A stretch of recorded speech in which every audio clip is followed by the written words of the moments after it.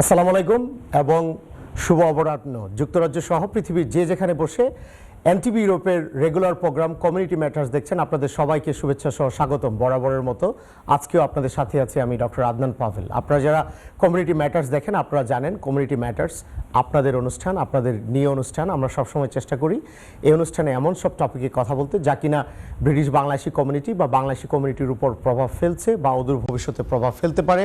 আজও তার ব্যতিক্রম নয়। আজকে আমরা কথা বলবো, আপনারা জানেন যে জুলাই গণ অভ্যুত্থানের 2 বছর, আমরা আমাদের এক্সপেকটেশন এবং রিয়ালিটি এই নিয়ে আজকে আমরা কথা বলবো। জুলাই গণ অভ্যুত্থানের 2 বছর এবং আমাদের আকাঙ্ক্ষা এবং প্রাপ্তি, এই গুরুত্বপূর্ণ টপিকে আমরা কথা বলবো। এবং এই টপিকে কথা বলার জন্য আমার সাথে 4 জন সম্মানিত অতিথি আজকে আমাদের সাথে জয়েন করবেন। আমার সাথে অলরেডি বাংলাদেশ থেকে জয়েন করেছেন সিনিয়র জার্নালিস্ট এবং ফর্মার ডিপ্লোমেট জনাব আকবর হোসেন। আমি প্রথমেই জনাব আকবর হোসেন আপনাকে দিয়ে আমি শুরু করতে চাই। আপনি যদি খুব সংক্ষেপে বলেন যে জুলাই গণ অভ্যুত্থানের 2 বছর পূর্তি হতে যাচ্ছে, আমি জানি যে সেই সময়টাতে আপনি বাংলাদেশে ছিলেন, বাংলাদেশে আপনার অভিজ্ঞতা যদি কিছুটা আমাদের দর্শকদের উদ্দেশ্যে খুব সংক্ষেপে শেয়ার করেন। আমরা যারা বিদেশে ছিলাম, আমরা সোশ্যাল মিডিয়ার মাধ্যমে, আমরা বিভিন্ন নিউজ চ্যানেলের মাধ্যমে বাংলাদেশের তখনকার পরিবেশ পরিস্থিতি আমরা দেখতে পেয়েছি এবং তারপরেও তো আমরা খোঁজখবর রেখেছি। কিন্তু আপনি যেহেতু একদম অন গ্রাউন্ড আপনি দেখেছেন সিচুয়েশনটা, আপনি যদি আমাদের দর্শকদের উদ্দেশ্যে খুব সংক্ষেপে আপনার জুলাই অভিজ্ঞতা বর্ণনা করতেন। জনাব আকবর হোসেন। ধন্যবাদ আপনাকে। আসলে জুলাই গণ অভ্যুত্থান বাংলাদেশের ইতিহাসে একটা অনন্য চ্যাপ্টার এই জন্য বলছি যে স্বাধীন বাংলাদেশে এত বড় আকারের গণ অভ্যুত্থান, এত তীব্র গণ অভ্যুত্থান এর আগে কখনো হয়নি।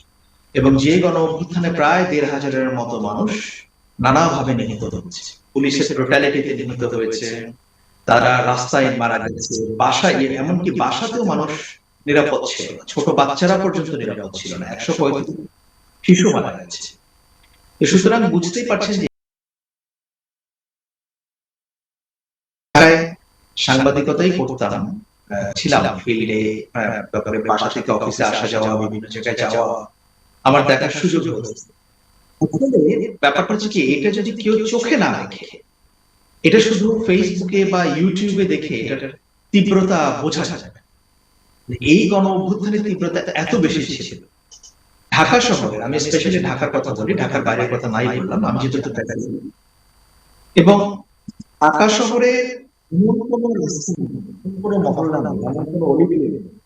যেখান থেকে মিছিল বের হয়নি, যেখান থেকে মানুষ রাস্তায় নেমে আসছে। এবং আমরা দেখেছি যে মানুষজনকে যতই লাশের সংখ্যা বাড়ছিল পুলিশ ব্রুটালিটিতে, যতই লাশের সংখ্যা বাড়ছিল, যতই মানুষকে মারার জন্য উদ্যত হচ্ছিল, মারছিল, মানুষজন যেন তত বেশি আরো মৃত্যুকে আলিঙ্গন করে রাস্তায় নামার জন্য তারা উদ্গ্রীব ছিল। এবং একটা পর্যায়ে তো সেই ফ্যাসিস্ট রেজিমের পতন হলো এবং তারা দেশ থেকে পালিয়ে গেল। সুতরাং এই গণ অভ্যুত্থানটা বাংলাদেশের জীবনে, মানে বাংলাদেশের হিস্ট্রিতে অনন্য চ্যাপ্টার, যে এন্টায়ার গণ অভ্যুত্থানটা কিন্তু পরিচালিত হয়েছে এই যে বিভিন্ন ছাত্রদের নেতৃত্বে, বিভিন্ন স্কুল, কলেজ, বিশ্ববিদ্যালয়ের ছাত্রদের নেতৃত্বে, এবং তাদের সঙ্গে অভিভাবকরা যোগ দিয়েছিলেন। পলিটিক্যাল পার্টিগুলো ছিল, অবশ্যই ছিল, কিন্তু তারা আসলে ব্যাক সিটে ছিল, তারা সামনে আসে, কিন্তু রাস্তায় তারা সক্রিয় ছিল। সুতরাং একটা জন অভ্যুত্থান বা গণ অভ্যুত্থান কাকে বলে, এটা বাংলাদেশের এই 2024-এর জুলাই আগস্ট মাসে যেটা হয়েছে, এটা কেউ না দেখলে পরে শুধু এটাকে মানে বর্ণনা করে ফেসবুকে বা ইউটিউবে বোঝানো সম্ভব।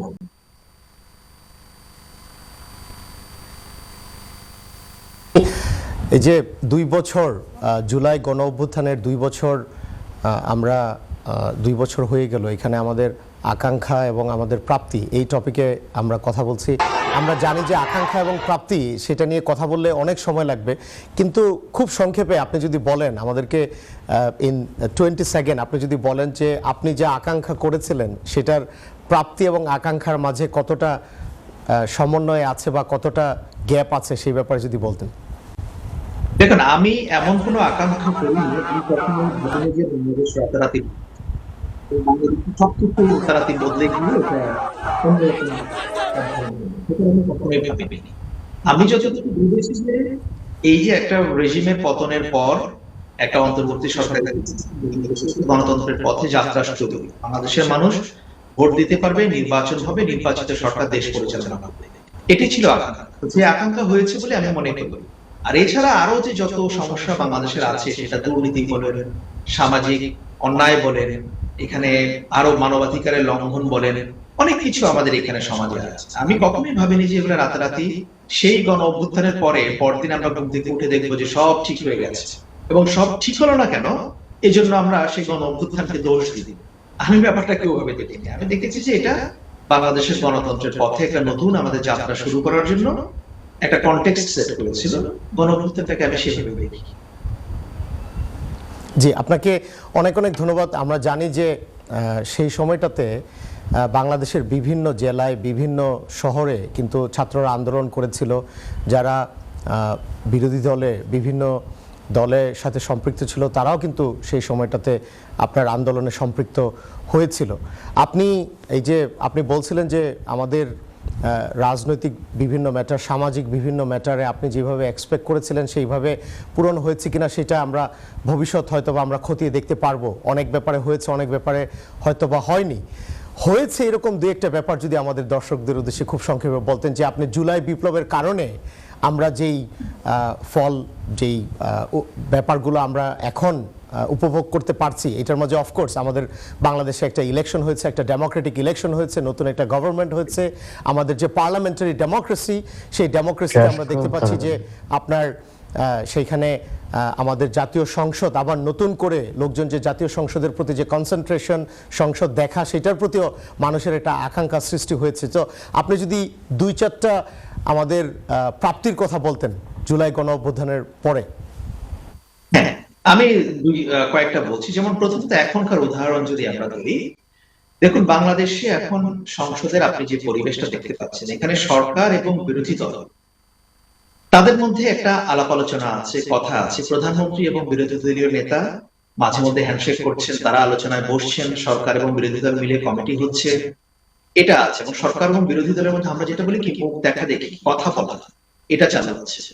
আপনি দেখবেন কি গত 17 বছরে আওয়ামী লীগের সময় যে আলোচনা, সংলাপ, এই কথাগুলো বললেই যেন তাদের মাথা খারাপ হয়ে যায়, এবং তারা এমন একটা অবস্থা নিয়েছিল যে না, কোনোভাবেই বিএনপির সঙ্গে আলোচনা করা যাবে হবে না, বিরোধী দলের সঙ্গে কিসের আলোচনা, আমরাই সব।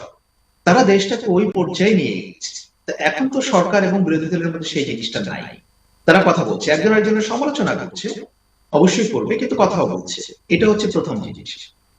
দ্বিতীয় জিনিসটা আপনি যদি দেখেন, বাংলাদেশে এখন মত প্রকাশের স্বাধীনতার যে বিষয়, এটা কিন্তু এখন মোর অর লেস এস্টাবলিশড। এটা সেই ইন্টারিম গভর্নমেন্টের শুরু থেকে শুরু করে এখনো পর্যন্ত কন্টিনিউশন আছে। আমরা তো এখন হরহামেশাই এই যে প্রধানমন্ত্রী, বিভিন্ন মন্ত্রী, বিভিন্ন সরকারি লোকজন তাদের সমালোচনা করছি। আজকে এই মুহূর্ত পর্যন্ত আমি পার্সোনালি আমি কোনো সমস্যা ফেস করিনি, বা আমি আমার যারা ফেলো জার্নালিস্ট যারা আছেন ঢাকায় কাজ করেন, আমি ওনাদের সঙ্গে কথা বলেছি, তারাও এই ধরনের কোনো কিছু ফেস করেন। এখন কেউ যদি নিজের কোনো আশায় তারা কোনো নিজের রোল প্লে করতে না চায়, সেটা ভিন্ন আলাদা। কিন্তু অন্তত এই জিনিসটা হয়েছে, এখন বাংলাদেশের মানুষ সামাজিক যোগাযোগ মাধ্যমে নিজের মত প্রকাশ করতে তাদের দ্বিতীয়বার চিন্তা করতে হয় না। এটা তো একটা পরিবর্তন। থার্ড থিং দেখেন যে আমি, হ্যাঁ, বিএনপি কে আপনি অনেক সমালোচনা করতে পারবেন, আমি অবশ্যই করি বিএনপির সমালোচনা, কিন্তু আপনি প্রধানমন্ত্রীর অ্যাটিটিউড যদি দেখেন, জনাব তারেক রহমানের, উনি এখানে বেসিক কিন্তু কোনো কিছু পরিবর্তনের চেষ্টা উনি করছেন, যদিও তার দল সেগুলোকে ধারণ করতে পারছে না, তার দলের অনেক সমস্যা আছে। কিন্তু এই যে প্রধানমন্ত্রীর একটা সাদাসিধে একটা চলন বলন, রাস্তায় সিগন্যাল মেনে চলা, বিভিন্ন জায়গায় যাওয়া, মানুষের সঙ্গে কথা বলা, মানুষজনকে শোনা, এইগুলো কিন্তু আপনার আগে ছিল না। আমরা আগে দেখেছি কি যে প্রধানমন্ত্রী রাস্তায় যাচ্ছেন, তো রাস্তা দুই পাশ বন্ধ করা হয়েছে, এবং আপনি প্রধানমন্ত্রীর গাড়ি বহরের দিকে মুখ করে আপনি দাঁড়াতে পারবেন না, আপনাকে উল্টো দিকে ফিরে দাঁড়াতে হবে, আধা ঘন্টা আগে থেকে রাস্তা বন্ধ হয়ে থাকা। এই পরিবর্তনগুলো তো হয়েছে এখনো পর্যন্ত। আমি বলবো না যে এগুলো অনেক বড় পরিবর্তন, বাট যে কোনো পরিবর্তনের সূচনা হয় কিন্তু ছোট বিষয় নিয়ে, ছোট বিষয় নিয়ে, এবং সেগুলোকে স্টাবলিশ করার জন্য সময় লাগে। এই জায়গাগুলোতে অবশ্যই আমি মনে করি যে আমাদের পরিবর্তন হয়েছে, ইতিবাচক পরিবর্তন হচ্ছে।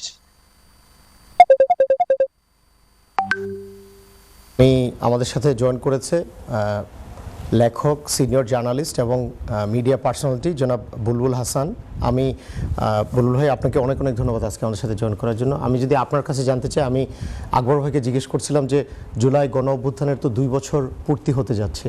এই 2 বছরের মাঝে আমাদের যে আকাঙ্ক্ষা ছিল এবং আমাদের প্রাপ্তি ছিল, সেটার কতটা সমন্বয় আপনার কাছে, মানে আপনি কি কনসাসলি অপটিমিস্টিক, পেসিমিস্টিক নাকি অপটিমিস্টিক, কি মনে হয় 2 বছরের মাঝে আমাদের যে অর্জন, সেই ব্যাপারে আপনার কাছে কি মনে হয়? ধন্যবাদ। এটা খুব স্ট্রেট ফরওয়ার্ড জবাব দেওয়া একটু মুশকিল। মানে আমি যদি বলি আমি খুব অপটিমিস্টিক, সেটাও আমার মনে হয় যে খুব যথাযথ হবে না। আবার যদি বলি খুব পেসিমিস্টিক, সেটারও আমার মনে হয় যে বাস্তব ভিত্তি রয়েছে। কেননা একটা প্যারাডাইম শিফট তো হয়েছে রাজনীতির। ক্লিয়ারলি জুলাই বা অগাস্টের 5 তারিখের পরে আমরা একটা বলবো যে কর্তৃত্ববাদী স্বৈরাচারী অবস্থান থেকে গণতান্ত্রিক একটি প্রক্রিয়ায় রূপান্তর হয়েছে এখনকার সময়ের কথা যদি আমরা বলি। এবং গণতন্ত্রে পার্লামেন্টের উপর যে জনগণের যে একটা কনসেন্ট্রেশন থাকার কথা, ফোকাস থাকার কথা, আমার মনে হয় সেটা কিছুটা ফেরত এসেছে। হ্যাঁ, কিছুটা ফেরত এসছে, কিন্তু যে জায়গাটিতে আমার মনে হয় যে আমি বলবো যে একটু উদ্বেগ রয়েছে, সেটা হচ্ছে যে আপনি যেটি মিস্টার আকবর বলছিলেন যে প্রধানমন্ত্রীর কথাবার্তা অনেক পরিমিত, প্রিসিশন মেনে তিনি কথা বলছেন। এই যে যানজট তৈরি না করা, ছবি ব্যবহার না করে ধরেন ইকো ফ্রেন্ডলি একটা স্টেজ করা, এরকম আপনি আরো 20টা উদাহরণ দিতে পারবেন। কিন্তু যে জায়গাটিতে আমি এবং আমার মতো অনেকেই একটু পরিবর্তন দেখতে চাই, সেটা হচ্ছে প্রাতিষ্ঠানিক সংস্কার। প্রাতিষ্ঠানিক যে মানে রাষ্ট্রীয় যে প্রতিষ্ঠানগুলো প্রায় ধ্বংস হয়ে গেছে। প্রায় বলাটা ঠিক হচ্ছে কিনা আমি জানি না। মানে জুডিশিয়ারি বলেন বা দুর্নীতি দমন কমিশন থেকে শুরু করে যে স্বাধীন প্রতিষ্ঠানগুলো রয়েছে, ব্যুরোক্রেটিক যে স্ট্রাকচার, হ্যাঁ, সেই স্ট্রাকচারের ভেতরে কিভাবে আসলে মানে কতটা ফাংশনিং আমাদের, মানে একটা দেশ তো পরিচালিত হয় আমলাতান্ত্রিক কাঠামোর ভেতর দিয়ে, তো সেটি কিভাবে ফাংশন করছে, কতটুকু প্রফেশনাল জায়গা থেকে কাজ করছে, কতটুকু দুর্নীতির যে অভিযোগগুলো রয়েছে প্রতিষ্ঠানগুলো যথাযথভাবে চলছে না, এই অভিযোগগুলোর বিপরীতে আমি কিন্তু এখনো কোনো আশাবাদ দেখতে পাচ্ছি না। মানে আমার কাছে মনে হয় না যে সেই জায়গাগুলোতে এখনো ফোকাস করা হয়েছে। তবে আশাবাদী হতে কোনো তো অসুবিধা নেই। আর 4 মাস বা 4.5 মাস সময়ের মধ্যে কম সময় সবকিছু পরিবর্তিত হয়ে যাবে, সেই আশাটাও বোধহয় একটু বড় চাওয়া আর কি। বর্তমান গভর্নমেন্ট ওনাদের যে বিভিন্ন অ্যাকশন অ্যাক্টিভিটিসে কি আপনার কাছে মনে হয় যে ওনাদের যে মেসেজটা কনভে করার চেষ্টা করছে যে it is a change Bangladesh, সেটা কি ওনারা কনভে করতে পারছে? এই যে আপনারা দুজনেই বলছিলেন যে প্রাইম মিনিস্টারের যে বিভিন্ন কথাবার্তা বা ওনার যে বিভিন্ন অ্যাকশনে মনে হচ্ছে যে অনেক কিছু উনি চেঞ্জ যে বাংলাদেশ, সেটার একটা উনি মেসেজ হয়তো বা কনভে করার চেষ্টা করছে, সেই ব্যাপারে আপনি কি মনে করেন? আমি একটু ডিফারেন্টলি বলি। সেটা হচ্ছে যে দেখেন, বাংলাদেশের মানুষ সত্যিকার অর্থে অনেক সহনশীল, তারা অল্পতেই খুব তুষ্ট থাকে। এবং আমি কাউকে খাটো করে বা ছোট করে বলছি না, বাংলাদেশের একটা বিরাট জনগোষ্ঠীর ক্রিটিক্যাল থিঙ্কিং এর যে জায়গাটা, মানে রাষ্ট্র কিভাবে চলছে, রাষ্ট্রের পরিবর্তনটা কিভাবে হওয়া উচিত, কিভাবে হচ্ছে, এই যে গভীর চিন্তার যে একটা মানে একটা স্তরে স্তরে তো চিন্তা করতে হয়, একটা লজিক্যাল সিকোয়েন্স তৈরি করতে হয়। সেই জায়গাটাতে ঘাটতি থাকার কারণে হয় কি যে আমরা এক ধরনের পোশাকি আচার আচরণের পরিবর্তনের ভেতর দিয়ে দেখানোর চেষ্টা করি যে রাষ্ট্রের একটা মৌলিক পরিবর্তন ঘটে গেছে। এক্স্যাক্টলি। তো সেই জায়গাটিতে আমার মনে হয় যে আপনি যদি গভীরভাবে চিন্তা করেন, আপনি তো একাডেমিয়াতে আছেন, আপনি একাডেমিক জায়গা থেকে যদি চিন্তা করেন যে আসলে কতটুকু পরিবর্তন হলো, এবং যেহেতু জুলাই নিয়ে প্রোগ্রাম করছেন, একটা বাক্য দিয়ে শেষ করি যে জুলাই আন্দোলনের বা জুলাই গণ অভ্যুত্থানের যে অ্যাসপিরেশনটা ছিল, সেটাকে অনুবাদ করার জন্যে আসলে যে ধরনের ধীশক্তি দরকার হয়, যে ধরনের উদার মন মানসিকতা দরকার হয়, যে ধরনের লিবারেল একটা সোসাইটি তৈরি করবার জন্য যে একটা প্রস্তুতি দরকার হয়, সেই প্রস্তুতির ঘাটতি ছিল।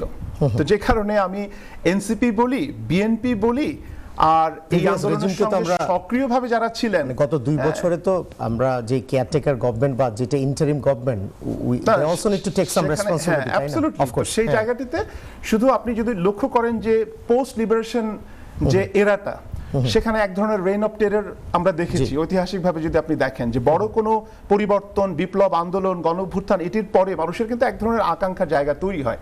সেই জায়গাটিতে মানুষের মধ্যে ফ্রাস্ট্রেশনও ভর করে যে আমি যুদ্ধ করেছি, আমি সংগ্রাম করেছি, আমি রক্ত দিয়েছি, আমার ভাই রক্ত দিয়েছে, আমার পরিবার আক্রান্ত হয়েছে, তো এই বাংলাদেশ চেয়েছিলাম কিনা। ধন্যবাদ। তো ওই ফেজের মধ্যে কিন্তু আমরা আছি। ধন্যবাদ, অনেক ধন্যবাদ। তারপর আমরা we can be cautiously optimistic, যেটা আপনি বলছিলেন। Thank you very much. আমরা বলছিলাম যে জুলাই গণ অভ্যুত্থানের সময় কিন্তু বাংলাদেশে শুধু ঢাকা শহর বা বড় বড় শহরগুলোতে না, সেটা কিন্তু বিভিন্ন জেলা শহরেও কিন্তু ছড়িয়ে গিয়েছিল। নরসিংদী জেলা কিন্তু সেই রকম একটা জেলা। আমরা জানি যে নরসিংদীতে ছাত্ররা যে আন্দোলন করেছিল সেটা কিন্তু জুলাই গণ অভ্যুত্থানে একটা বড় ধরনের কন্ট্রিবিউশন কিন্তু সেই আন্দোলনের ছিল।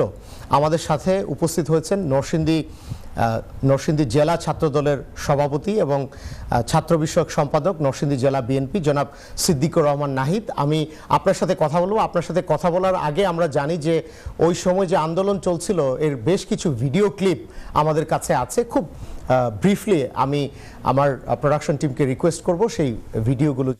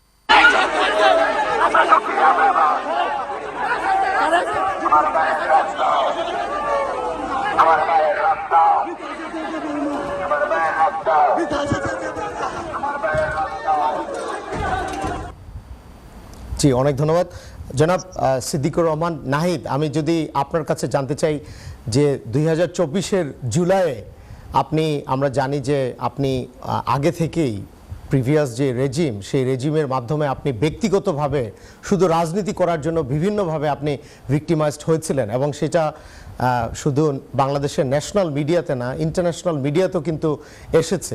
আপনি যদি আপনার অভিজ্ঞতাটা, আপনার এই ছাত্র রাজনীতি, আপনার বিএনপি রাজনীতির সাথে আপনার যে অভিজ্ঞতা এবং জুলাইয়ে 2024 সালের জুলাইয়ে আপনি যে ছাত্র আন্দোলন দেখেছেন বা আপনি নিজে ফ্রন্ট থেকে লিড করেছেন, এই ব্যাপারে যদি আমাদের দর্শকদের উদ্দেশ্যে আপনি আপনার অভিজ্ঞতা সংক্ষেপে শেয়ার করতেন। জনাব নাহিদ, সভাপতি নরসিংদী জেলা ছাত্রদল। ধন্যবাদ। আজকের অনুষ্ঠানের উপস্থাপক ডক্টর আদনান পাবেল এবং নরসিংদী জেলা ছাত্র দলের পক্ষ থেকে সকল অতিথিদেরকেও শুভেচ্ছা জানাচ্ছি।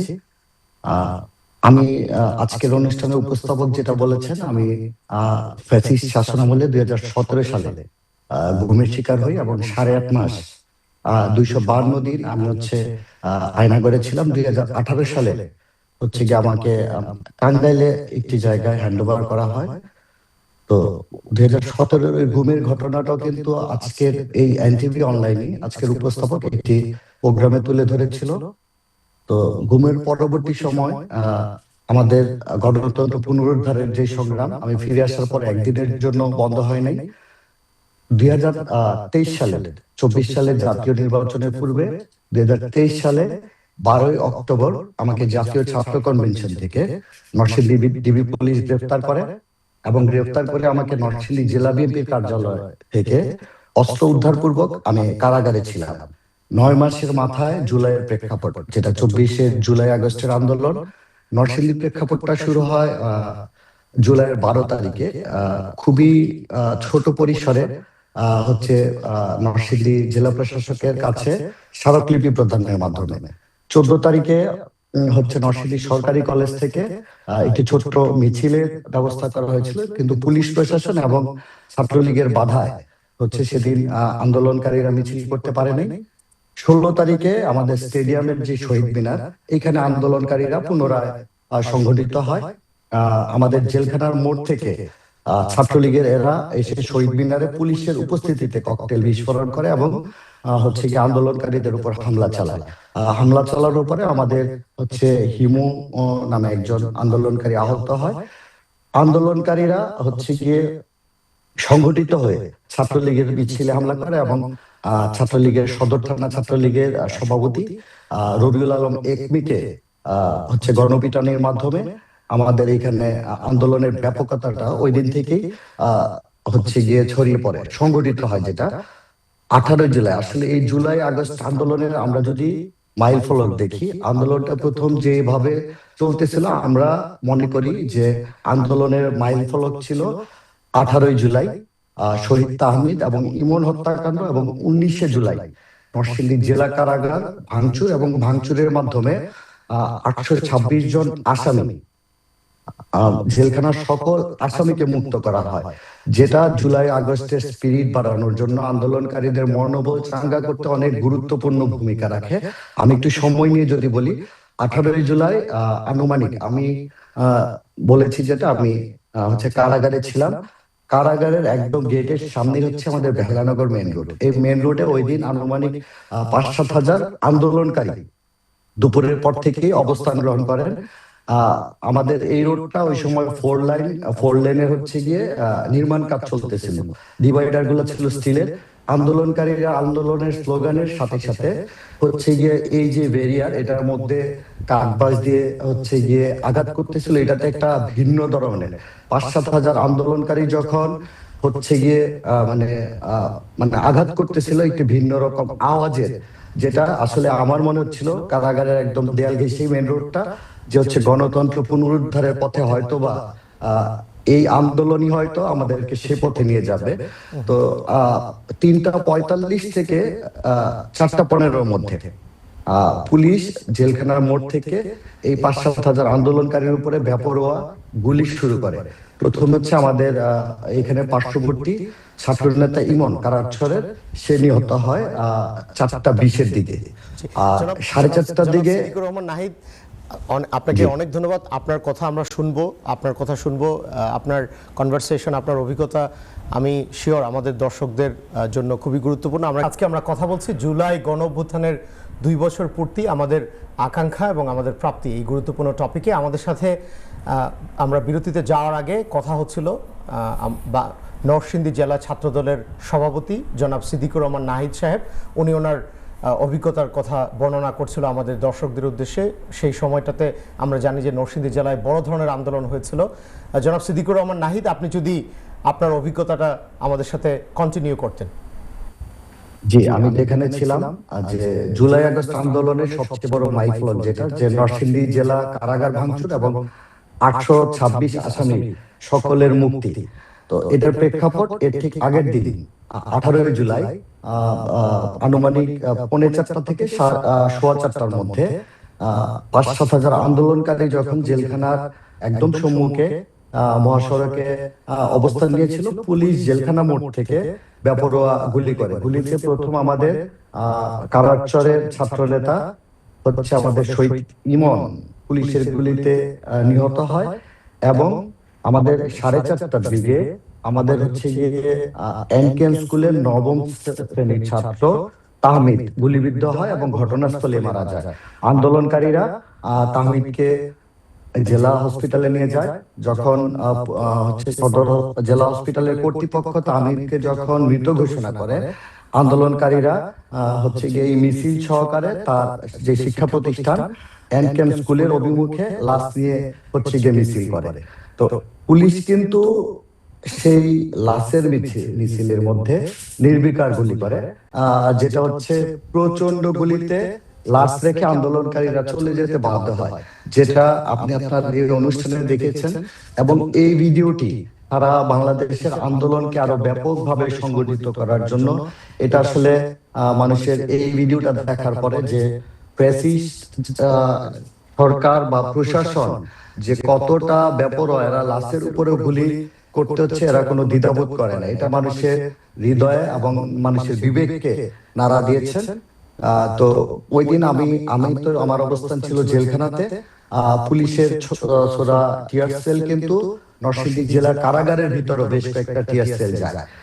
পরবর্তী পরের দিন এর প্রেক্ষাপটে পরের দিন প্রায় 10-15 হাজার আন্দোলনকারী নরসিংদী জেলা কারাগারের সামনে এই একই রোডে ব্যাপকভাবে অবস্থান নেয় এবং পুলিশ সেখানেও গুলি করে। গুলি করার পর আন্দোলনকারীরা একদম মহাসড়ক সংলগ্ন জেলা কারাগারে প্রধান ফটকে হামলা করে। হামলা করার পরে প্রায় 3 থেকে 4 হাজার আন্দোলনকারী প্রধান ফটক ভেঙে ভিতরে চলে যায়। তো বাইরে যখন গন্ডগোল হচ্ছিল, জেলা কর্তৃপক্ষ, কারা কর্তৃপক্ষ কিন্তু ম্যাক্সিমাম বন্দীদেরকে লক আপ করে ফেলছিল। আমরা শুধু সেলের কিছু আসামি বন্দী হই নাই তখনও।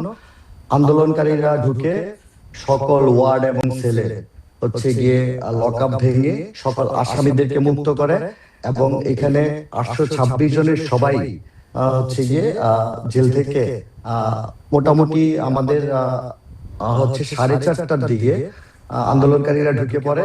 5:30-6টার মধ্যে আমরা 20-25 জন ব্যতীত সকল গিয়ে কারাগারে বন্দী আসামিরা কারাগার থেকে গিয়ে মুক্ত হয়ে বের হয়ে যায়। যদিও এর পরের দিন, ওই দিন সন্ধ্যায় ইন্টারনেট শাটডাউনের জন্য কিন্তু আসলে এটা ওইভাবে ব্যাপকভাবে আসতেছিল না। পরের দিন নরসিংদীতে কারফিউ ঘোষণা করে। আমি কারাগারের সকল স্টাফ, যারা জেল সুপার, জেলার সুবেদার সহ 35 জন স্টাফ সেলে আশ্রয় নেয়। আমি ওনাদের সাথে প্রায় 8:30টার দিকে আমি বের হই। আন্দোলনকারীদের ওই দিনের আন্দোলন ছিল আপনার রাত 10টা পর্যন্ত। তো পরের দিন কারফিউ ঘোষণা করে এবং এই জেল ভাঙা মামলায় কিন্তু মামলা হয় 21 তারিখ। ভিপি যুগ্ম মহাসচিব খায়রুল কবির খোকনকে 1 নম্বর আসামি করে। কারাগারে থেকেও আমি কারাগার ভাঙচুর মামলার 2 নম্বর আসামি হই। আমাদের 35 জনের নামে একটি জেল ভাঙার মামলা এবং অস্ত্র লুটের মামলা হয়। তো এইটা যখন ইন্টারনেট, পরের দিন যখন আইজি প্রিজন আসলো, এর পরের দিন সেনাপ্রধান আসলো, এর পরের দিন স্বরাষ্ট্রমন্ত্রী আসলো ব্যাপকভাবে। কারণ এটা মিডিয়াতে ব্যাপকভাবে প্রচার হওয়ার পর যে 826 জনের কারাগার ভেঙে 826 জন আসামি সবাইকে মুক্ত করা হয়েছে, এটা আন্দোলনকে উজ্জীবিত করতে অনেক গুরুত্বপূর্ণ ভূমিকা রাখে। যদিও পরের দিন কারফিউ ঘোষণা করা হয়েছে, এরপরেও কিন্তু কিছু সংখ্যক স্টুডেন্ট ওই একই জায়গায় আন্দোলন সংগঠিত করার চেষ্টা করে। কিন্তু পরবর্তীতে ইন্টারনেটটা যখন জুলাইয়ের শেষে ইন্টারনেটটা যখন কয়েকদিনের জন্য স্বাভাবিক করা হয়, এই ভিডিওগুলা ছড়ানোর পরে কিন্তু আন্দোলনকারীরা ব্যাপকভাবে উজ্জীবিত হয়। এবং আমাদের 4 তারিখে মাধবদীতে আমাদের একই রকম একটি ব্যাপক আন্দোলনকারীদের অবস্থান হয়। সেখানে আওয়ামী লীগের ওইখানে হামলাটা ছিল সরাসরি আওয়ামী লীগ নেতাদের। এরা গুলি করে আমাদের 5 জন শহীদ জাহাঙ্গীর, আমাদের শহর ছাত্র দলের শাওন, সুমন সহ 5 জনকে গিয়ে তারা হত্যা করে। হত্যা করেও কিন্তু তারা তাদের স্বৈরাচার হাসিনার পতন কিন্তু তারা গিয়ে ঠেকাতে পারেনি। আসলে অনেকভাবে চেষ্টা করা হয়েছিল। কারাগার ভাঙচুরের পরে কিন্তু গিয়ে আমাকে যখন আসামি করা হয়, সেনাপ্রধান যেদিন আসছিল সেদিনও ঠিক ছিল, কারণ কারা স্টাফরা এই ধরনের বক্তব্য দিয়েছিল। কিন্তু যেদিন স্বরাষ্ট্রমন্ত্রী এসেছেন সেদিন কিন্তু যখন বলা হয়েছে যে জেলা ছাত্র দলের সভাপতি ভিতরে থেকে আন্দোলনের নেতৃত্ব দিয়েছে কারাগার ভাঙচুর এবং আসামিদের মুক্ত করার জন্য, উনি আমার মৌখিক ক্রস ফায়ারে নির্দেশ দিয়ে যান।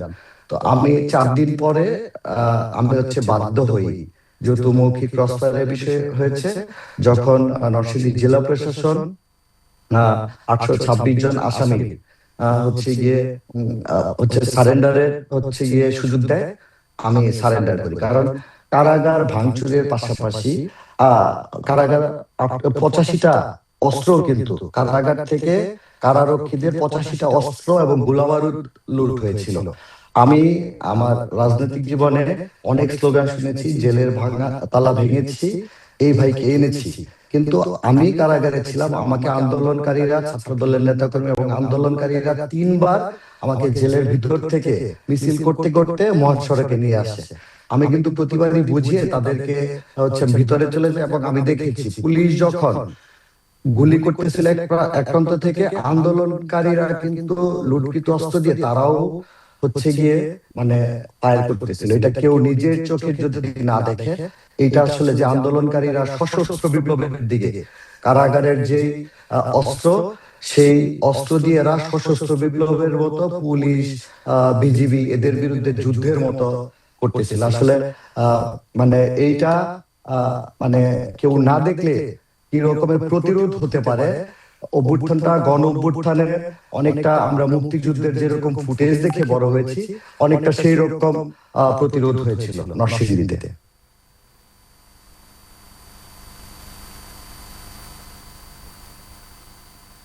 দুঃখিত, আমি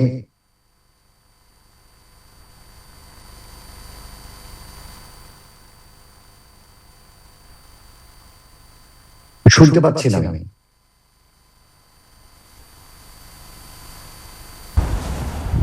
আমি মাঝখানে একটু শুনতে পারিনি। আপনাকে জনাব সিদ্দিকুর রহমান নাহিদ, আপনাকে অনেক ধন্যবাদ। আপনার সাথে আমরা আরও কথা বলবো। আমাদের সাথে এই পর্যায়ে জয়েন করেছেন এনসিপির মুখ্য যুগ্ম সমন্বয়ক জনাব নাভিদ নওরোজ শাহ। আপনি কি আমাকে শুনতে পাচ্ছেন জনাব নাভিদ? আমি শুনতে পাচ্ছি, আমাকে শোনা যাচ্ছে? আপনাকে অনেক ধন্যবাদ আমাদের সাথে জয়েন করার জন্য। আপনি যদি খুব সংক্ষেপে আপনার জুলাইয়ের অভিজ্ঞতাটা আমাদের দর্শকদের উদ্দেশ্যে বর্ণনা করেন, খুব সংক্ষেপে। আমরা জানি জনাব সিদ্দিকুর রহমান নাহিদ সাহেব আমাদের সামনে, উনি ওনার অভিজ্ঞতা খুব সুন্দর করে আমাদের দর্শকদের উদ্দেশ্যে তুলে ধরেছিল। জুলাই আন্দোলন তো, জুলাই গণ অভ্যুত্থান আমাদের মুক্তিযুদ্ধের পরে, এটা তো আমাদের জন্য একটা ইতিহাসে এটা একটা বড় সিগনিফিক্যান্ট এটা একটা ইম্পর্টেন্ট মাইলস্টোন আমি মনে করি। আপনি যদি খুব সংক্ষেপে আপনার অভিজ্ঞতাটা বলেন, এবং জুলাই বিপ্লবের কারণে আমাদের যে একটা এক্সপেকটেশন ক্রিয়েট হয়েছিল বাংলাদেশিদের, সেইটার আকাঙ্ক্ষা এবং প্রাপ্তির এটা সমন্বয়টা কতটা বা গ্যাপ কতটা, আপনি যদি আমাদের দর্শকদের উদ্দেশ্যে বলেন জনাব নাভিদ নওরোজ শাহ। জি, ধন্যবাদ এমপি ইউরোপকে এবং আমার সহ আলোচকদেরকে ধন্যবাদ। তো আমি জুলাই গণঅভ্যুত্থানে মানে একদম সশরীরে রাজপথে নামি 16 জুলাইয়ের পর থেকে, যেদিন শহীদ আবু সাইদ গুলিবিদ্ধ হন এবং শহীদ হন, তারপর থেকে 2018 সালের যে কোটা সংস্কার আন্দোলন ছিল, সেখানে আমি যেহেতু তখন আমি ছাত্র ছিলাম, তো সেখানে আমি অংশগ্রহণ করেছিলাম। তারপর আমাদের যে নিরাপদ সড়ক আন্দোলন হয়েছে 2018 সালে, সেগুলোতে ছিলাম। আমি নর্থ ইউনিভার্সিটিতে তখন পড়তাম, তো প্রাইভেট ইউনিভার্সিটি সেই গুলো অনেক বড় পালন করেছিল, সেগুলোতে আমার থাকার সুযোগ হয়েছিল। এরপর তো অবশ্যই পেশা জীবনে ঢুকে যাওয়া এবং এই কোটা সংস্কার আন্দোলন যখন 2024 সালে শুরু হয়, সেটিকে আমরা ফলো করছিলাম এবং আমাদের যারা ছোট ভাই বোনরা আছে ইউনিভার্সিটির, তাদেরকে সমর্থন দিয়ে যাচ্ছিলাম, সাহস দিয়ে যাচ্ছিলাম। 16 জুলাই যখন শহীদ আবু সাইদ গুলিবিদ্ধ হলেন, তখন আসলে আর এরপর থেকে নিজেকে একদমই ধরে রাখতে পারিনি। এরপর থেকে আর মানে অফিস কাজ ব্যবসা সবকিছু বাদ দিয়ে আমার মতো অনেক পেশাজীবীরা কিন্তু 17 জুলাই থেকে একদম রাজপথে নেমে এসেছে। তো আমি মনে করি যে ওইটা একটা মানে বড় ঘটনা, শুধু ছাত্ররাই না, ছাত্রদের পাশাপাশি যখন পেশাজীবীরা আন্দোলনে যোগ দিলেন, তখন কিন্তু ওটাই ছিল যে ফ্যাসিস্ট হাসিনার কফিনে শেষ পেরেকটা। কারণ ছাত্ররা রাজপথে নেমেছেন, পরদিন পেশাজীবীরা নামলেন, শ্রমিকরা নামলেন, এরপর কিন্তু একদম সারা বাংলার সর্বস্তরের মানুষ কিন্তু ধীরে ধীরে রাজপথে তাদের সংখ্যা বাড়তে থাকলো। এবং এরপরে আসলে সরকারের আর তাদের ক্ষমতা ধরে রাখার কোনো সুযোগ ছিল না। তখন থেকে কিন্তু স্লোগানগুলো শুরু হয়ে যায় যে সরকারের পদত্যাগ একদম নিশ্চিত। এরপরে হচ্ছে গিয়ে 18 জুলাইয়ের কথা বলতেই হয়, বিশেষ করে প্রাইভেট ইউনিভার্সিটির যে আন্দোলনগুলোকে বেগবান করেছিল 18 জুলাই, সেটা আপনারা সবাই জানেন, সারা বাংলাদেশে দেখেছিল। কারণ ঢাকা ইউনিভার্সিটির হলগুলো খালি করে দেওয়া হয়, তার ফলশ্রুতিতে কিন্তু আন্দোলন সবাই ভেবেছিল যে স্তীমিত হয়ে পড়বে। কিন্তু প্রাইভেট ইউনিভার্সিটি, বিশেষ করে ইস্ট ওয়েস্ট ইউনিভার্সিটিতে সেদিন পুলিশ অ্যাটাক করে। ঢাকা ইউনিভার্সিটি দিক থেকে আমরা বিভিন্ন আন্দোলন তাদের দিকে ছুটে যাই সাহায্য করতে, এবং পুরো এই পুরীর থেকে একদম রামপুরা ব্রিজ পরিণত হয়। এটা একদম আমার চোখে দেখা। তারপর সেই আন্দোলনটা 19 জুলাই আমরা তখন আমাদের হচ্ছে হেলিকপ্টার থেকে দিয়ে হামলা করা হয়। হেলিকপ্টার থেকে মানে ওটা একদম আসলে কি বলবো, একদম মুভির মতো মনে হচ্ছিল যে হেলিকপ্টার একদম উড়ে আসে। এরপর মাঝখানে আমার ঠিক মনে হয় 10 ফিট দূরে একজন মহিলার গায়ে হচ্ছে একদম টিয়ার শেল তার গায়ে পড়ে, তিনি একদম ঝলসে যায়। তারপর একদম আন্দোলনকারীরা ছত্রভঙ্গ হয়ে পড়ে আমরা একটা রেস্টুরেন্টের ভিতরে আশ্রয় নেই। তারপর তখন হচ্ছে কি ছাত্রলীগ ওই প্রান্ত থেকে এসে একদম হেলমেট পরা ছাত্রলীগ এসে আমাদেরকে অ্যাটাক করে। আমাদের অনেক ছোট ভাই বোন 18 জন 17 জন অনেকে আহত হয়েছে এবং তাদেরকে আমরা আলাদা মেডিকেল ছিল, তারা হচ্ছে ভ্যানের উপরে যারা আহত হয়ে আসছিল তাদেরকে সেবা দিচ্ছিল। তো এই দৃশ্যগুলো একদম আসলে চোখের সামনে দেখা। তো 19 জুলাই এই অ্যাটাকের পরে হচ্ছে আমি বাই প্রফেশন লয়ার, সো আমাদের ল অ্যালামনি আছে এনএসইউ এর, তো আমরা একসাথে আন্দোলন করতে তখন একটু ভাবতে বসি আন্দোলনটাকে ভিন্ন খাতে প্রবাহিত করতে হবে, কারণ এইভাবে রাস্তায় আমরা থাকবো, আমাদেরকে মারতে কতদিন চলবে। তখন আমরা সিদ্ধান্ত নিই যে আমরা আন্দোলনটাকে একদম মানে সমাজের অন্য স্তরের মানুষ বিশেষ করে পেশাজীবীদেরকে আরো কিভাবে সম্পৃক্ত করা যায়, সুশীল সমাজ কিভাবে সম্পৃক্ত এটা করা আপনি যায়। কবে জুলাইয়ের কবের কথা বলছিলেন? আপনি জনাব নাবিদ, আপনি Exactly, জুলাইয়ের কবের কথা বলছিলেন যে শুধু ছাত্রদের মাঝে না, পেশাজীবীদেরকেও কিভাবে বা সমাজের বিভিন্ন লোকদেরকে কিভাবে এখানে ইনভলভ করা যায়, সেটা কবের কথা বলছিলেন? জুলাইয়ের মাঝামাঝি 19 নাকি শেষের জুলাইয়ের দিকে? কথা বলছি, আমি 19 জুলাইয়ের কথা বলছি। জি। তো 19 জুলাই রাতে হচ্ছে গিয়ে তখন ইতিমধ্যে হচ্ছে গিয়ে রাতের বেলা একদম নেটওয়ার্ক ডাউন হয়েছে, ইন্টারনেট দুপুর থেকে অফ ছিল। তো রাতের বেলা আমাদের মানে ইন্টারনেট চলছিল না দেখে আমরা ফোনে কনফারেন্স কল করে সিনিয়র লয়ারদের সাথে, আমার নাম বলতে কোনো আপত্তি নেই, আমাদের ব্যারিস্টার সারা হোসেন আপা, তারপরে ব্যারিস্টার আশনা ইমাম এবং মাজুল মতি, আপনারা জানেন ভাইরালও হয়েছে তার একটি বক্তব্য তুলে ধরা। আমরা সিনিয়র লয়ারদেরকে কানেক্ট করে আমরা কিভাবে লিগ্যাল আন্দোলনটাকে নেওয়া যায় সেটা একটা প্ল্যান করে নিয়ে কথা হয়। পরের দিকে যে 20 থেকে আমরা শুরু করি, আমরা একটা বিবৃতি দিই। তো তখন কিন্তু ইন্টারনেট কোনো মিডিয়া মানে কিছুই চলছে না, কিছু দেখার কোনো সুযোগ ছিল না। আমরা একদম ফোনে মেসেজ লিখে সবাইকে পাঠিয়ে 20 জুলাই রাতে, এটা মনে হয় বাংলাদেশের প্রথম যে কোনো সুশীল সমাজ এবং পেশাজীবী সমাজের পক্ষ থেকে মানবাধিকার কর্মীরা আমরা একটি বিবৃতি দিই যে সরকার যে গুলি চালাচ্ছে, যে পুলিশ সংবিধান আইন ভঙ্গ করছে, এটি মানবাধিকার আইন ভঙ্গ করছে এবং এটি যে কি অবৈধ কাজ, সরকার যে একটি বেআইনি কাজ করছে, এই সংক্রান্ত বিবৃতি আমরা 44 জন আইনজীবী এবং মানবাধিকার কর্মী দিয়েছিলাম। এটা ছিল বাংলাদেশের মনে হয় প্রথম বিবৃতি। এটাতে আসলে আমরা পাঠাবো মিডিয়াতে, সেটাও কিন্তু উপায় ছিল না যেহেতু ইন্টারনেট নেই। তখন আমরা কি করি, আমি এবং আমার একজন ছোট ভাই ছিলেন, আমরা হেঁটে আমরা তখন বসুন্ধরা এলাকায় আমার বাসা, আমার অফিসে আমরা এই বিবৃতিটা লিখি। আমরা হেঁটে বসুন্ধরার আশেপাশে যে কয়টা মিডিয়া আছে সেগুলোতে গিয়ে দিয়ে আসি, এটা লয়ারদের ছাপাতে হবে। এবং এরপরে আমরা ওই যে ফোনের টেক্সটে গিয়ে অন্যদেরকে পাঠাই, আরো কিছু পরিচিত মানুষ ছিল ঢাকার অন্যান্য প্রান্তে, তারা তাদের কম্পিউটার থেকে প্রিন্ট করে তারাও হেঁটে গিয়ে মিডিয়াকে দিয়েছে এবং খুবই রিস্কের কাজ ছিল তখন, কারণ রাস্তাঘাটে পুলিশ, আমরা খবর পাচ্ছি বিভিন্ন জায়গায় গুলি করে মানুষকে হত্যা করা হচ্ছে। আমাদেরও কিন্তু গ্রেফতার হবার বা হত্যা হবার ভালো চান্স ছিল, কিন্তু ভয়ে আসলে এই কাজটা করতে হয়েছিল, একদম মানে পুলিশের চোখ ফাঁকি দিয়ে হেঁটে মিডিয়াগুলোতে যাওয়া। এই কাজটা আমরা 20 থেকে 23 জুলাই পর্যন্ত আমরা টানা করি এবং প্রতিদিনই ব্যবসায়ী বলি, মানবাধিকার কর্মীরা বলি, এরপরে আমাদের প্রতিবন্ধী নেটওয়ার্কের সাথে কাজ করেছি। জনাব নাবিদ, আপনাকে অনেক ধন্যবাদ। আপনার কাছে আপনি বলছিলেন যে এখানে প্রথম তো ছাত্ররা ইনভলভ হয়েছে, ছাত্রদের থেকে আপনারা এটা সমাজের বিভিন্ন পেশাজীবী, শ্রমজীবী, সমাজের বিভিন্ন স্তরের লোকজনের মাঝে আপনারা সেটা তারাও যেন সম্পৃক্ত হয় সেটার চেষ্টা করেছেন। আপনার কখনো কি এই যে আন্দোলনের সময় যেভাবে আপনারা পুলিশের মাধ্যমে, বিডিআর-এর মাধ্যমে বা আরও বিভিন্ন ল এনফোর্সমেন্ট বিভিন্ন এজেন্সির মাধ্যমে যেভাবে সাপ্রেস হয়েছেন, মনে কি হয়েছিল কখনো যে আন্দোলনটা কি আদৌ সফল হবে কিনা, আর যদি কোনো কারণে সফল না হয় তাহলে বিগত ফ্যাসিস্ট রেজিম কিভাবে আপনাদের উপর চড়াও হবে, সেই ব্যাপারে কি কখনো ভয় লাগছিল বা কি মনে হচ্ছিল, সেই অভিজ্ঞতাটা যদি বলতেন আমাদের দর্শকদের উদ্দেশ্যে। যারা না, সেটা তো অবশ্যই, মানে আমরা তখন এক্সপোজ হয়ে গিয়েছিলাম, এখানে আসলে পেছনে ফেরার কোনো পথ ছিল না এবং এখনো অবশ্যই শিওরও ছিলাম যে আন্দোলনটা সফল হবে কিনা, পতন হবে কিনা।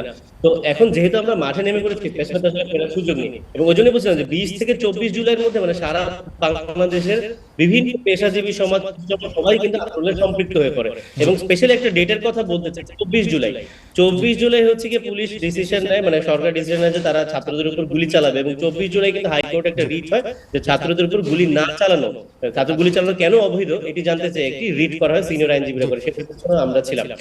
তো ওই দিনই কিন্তু আপনাকে অনেক ধন্যবাদ, thank you so very much, thank you. বলুন ভাই, আমি যদি আপনার কাছে ফেরত আসি, ছাত্রদের আন্দোলন থেকে গণমানুষের আন্দোলন, এখন আমরা দেখতে পেয়েছি যে এরপরে কিন্তু রাজনৈতিক দল গঠন হয়েছে। রাজনৈতিক দল এনসিপির একজন সিনিয়র পলিটিশিয়ান আমাদের সাথে, very young person but he holds a very senior post, উনি আমাদের মাঝে আছে।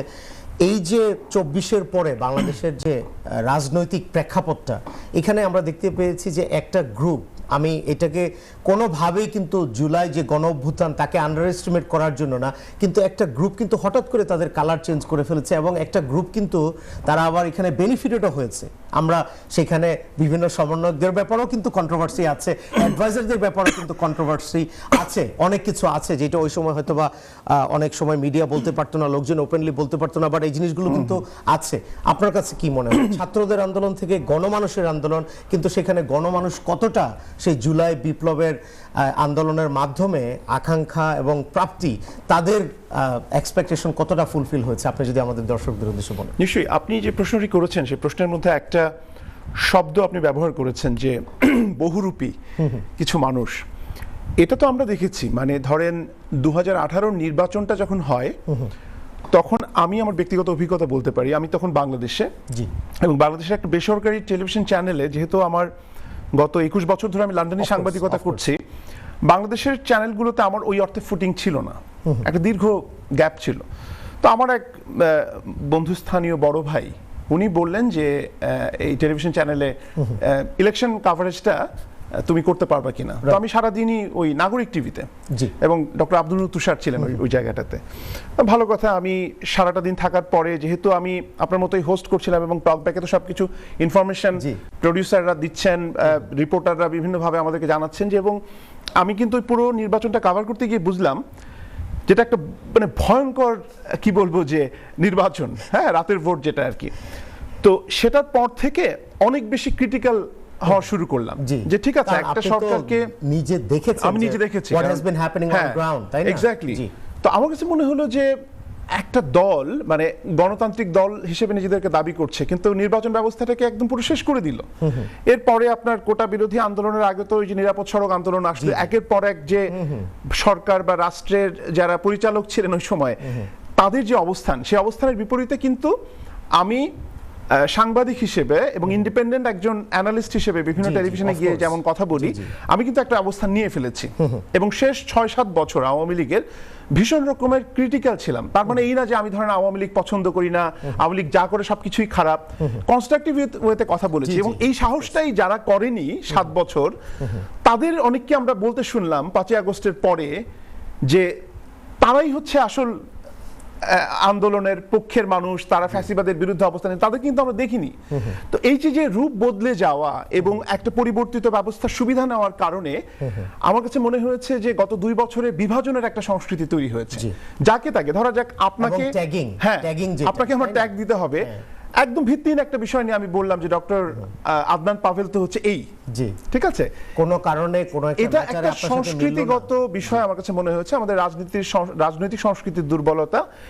এবং প্রকৃত অর্থেই গত 2 বছরে আমাদের আকাঙ্ক্ষার যে জায়গাটা, আকাঙ্ক্ষা তো অনেক কিছু, আমরা অনেক কিছু চেয়েছি, অনেক কিছু চাই এখনো, সবকিছু তো আসলে রাতারাতি পরিবর্তন হয় না। কিন্তু যে জায়গাটাতে আমার একটা হতাশা, সেটা হচ্ছে যে এনসিপি সহ যে আমরা যে বাইনারি রাজনীতির কথা বলতাম না, সে বাইনারি থেকে বেরিয়ে আসার জন্য এনসিপির ব্যাপারে কিন্তু আমাদের একটা আশাবাদ ছিল। কিন্তু এনসিপি নানা কারণে সেই জায়গাগুলো, সেই আকাঙ্ক্ষার জায়গাগুলো ফুলফিল করতে পারেনি, মানে একটা শক্তি হয়ে উঠতে পারেনি। মানে তারা নিজে মনে করছে যে তারা একটা বিরাট শক্তি, কিন্তু সত্যিকার অর্থে একটা রাজনৈতিক দল হওয়ার জন্য নিজের পায়ের উপর দাঁড়াবার যে সক্ষমতা, সেই সক্ষমতা তারা এই নির্বাচনে দেখাতে পারেনি। এটা কিন্তু একটা বড় ধরনের ধাক্কা। এনসিপির প্রতিনিধি এখানে আছেন, ওনার হয়তো নিজস্ব একটা ব্যাখ্যা থাকতে পারে, সেই ব্যাখ্যাটাও আমি শুনতে চাই। কিন্তু প্রকৃত অর্থেই এনসিপির যারা নেতৃবৃন্দ, তারা তো জুলাই আন্দোলনে একটা বড় রোল প্লে করেছে, তারা তো নেতৃত্ব দিয়েছে। তো সেই জায়গাটিতে তারা কেন নিজেদের সক্ষমতা নিয়ে দাঁড়াতে পারলো না, একটা রাজনৈতিক দলের উপরে ভর করে অনেকটা, হ্যাঁ, এবং সেই ভর করার কারণে কিন্তু অনেকেই তাদের দল থেকে বেরিয়ে গেছে, এবং অনেক বেশি ডান লিনিং, মানে রাইট লিনিং একটা পলিসি নিয়ে তাদেরকে কেন রাজনীতি করতে হচ্ছে, এটা আসলে আমি জানি না। আর আওয়ামী লীগের কথা কি বলবো, সম্প্রতি আপনারা দেখেছেন যে রয়টার্সের সাক্ষাৎকারে সাবেক প্রধানমন্ত্রী শেখ হাসিনা বলেছেন ডিসেম্বরে তিনি ফিরে আসবেন। কিন্তু একটা রাজনৈতিক দলের ফিরে আসা না আসা সেটা তো একটা আলোচনা, কিন্তু আপনি 2 বছর পরে এসে উনি কোনো ধরনের কোনো দুঃখ প্রকাশ, ক্ষমা প্রার্থনা এবং কোনো remorse নাই রিকনসিলিয়েশন, ওনার ভিতরে। এই সব কিছুকে বাদ দিয়ে উনি ফিরে আসতে চাইছেন, জি।